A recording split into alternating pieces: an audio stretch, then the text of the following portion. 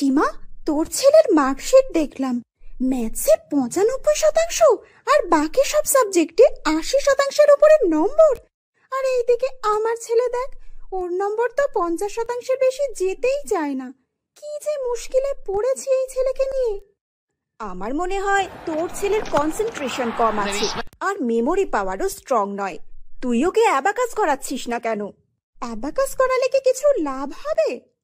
হ্যাঁ, অবশ্যই। আমার ছেলে তো অ্যাবাকাস শিখেই অনেক উন্নতি করেছে। এইখানে সায়েন্টিফিক প্রসেসে ব্রেন ডেভেলপমেন্ট করা হয়, কনসেন্ট্রেশন ও মেমোরি পাওয়ার বাড়ানো হয় অ্যাবাকাসে। তাই নাকি?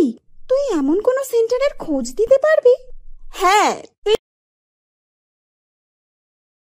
ইন্ডিভিজুয়াল কেয়ার নিয়ে বাচ্চাদের তৈরি করেন। ওনাদের ফোন নম্বর আর অ্যাড্রেসটা দে।